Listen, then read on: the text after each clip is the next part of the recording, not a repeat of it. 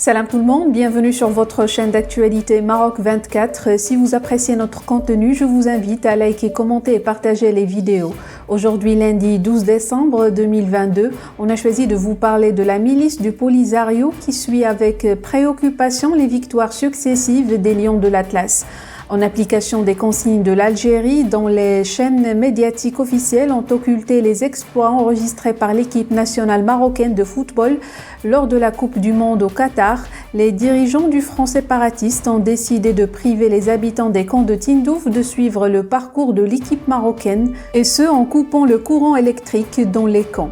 Une censure qui a contraint des Sahraouis à se réfugier en Mauritanie pour le prochain match du Maroc. Plus de détails dans cette revue de presse tirée des sites d'information Libération et Ebiledi. Si les médias algériens ont l'obligation d'occulter les exploits des Lions de l'Atlas au Mondial Qatar 2022, ou dans le cas de la presse privée de les traiter sommairement, la situation dans les camps de Tindouf est plus extrême. La direction de la milice du Polisario n'a pas hésité à couper l'électricité lors du match de l'équipe marocaine contre l'Espagne, mardi 6 décembre.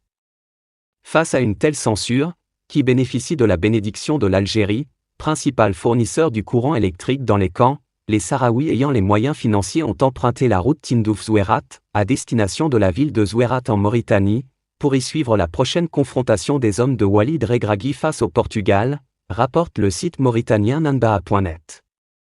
Les Mauritaniens en provenance des wilayas du Nord ont confirmé une augmentation notable du nombre des arrivées de Sahraouis des camps de Tindouf, particulièrement parmi la jeunesse, pour suivre en direct, et sans coupure d'électricité, le match de samedi, comptant pour le quart de finale du mondial opposant le Maroc au Portugal, indique la même source.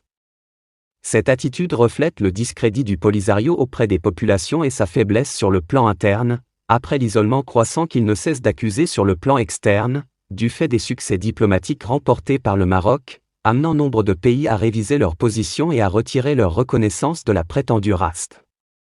La mesure à laquelle a eu recours la milice du Polisario a également été confirmée par des séquestrés dans les camps de Tindouf, dont une femme qui a déclaré que l'électricité était coupée avant la prière d'Al-Asr, pour les empêcher de visionner le match qui devait qualifier le Maroc pour les quarts de finale, ajoutant « Ces gens, la direction du Polisario, manipulent les pauvres gens qui vivent dans les camps ». La direction du Polisario était sur ses nerfs après la victoire du Maroc contre l'Espagne, craignant que les séquestrés expriment publiquement leur joie de la victoire du Maroc. Elle a exprimé sa condamnation du comportement de la direction du Polisario, ainsi que son soutien à l'équipe nationale marocaine. Si Dieu le veut, ce sont les Marocains qui vaincront le Portugal. Et la dame d'ajouter, cette décision du Polisario fait suite à la position des dirigeants algériens concernant la participation de l'équipe nationale marocaine de football à la Coupe du Monde au Qatar, car les médias officiels algériens ont constamment évité de mentionner le nom de l'équipe nationale marocaine, afin de mystifier sa participation, malgré sa qualification en quart de finale. Cette démarche s'est poursuivie même après la victoire face à l'équipe nationale espagnole lors de la séance des tirs au but.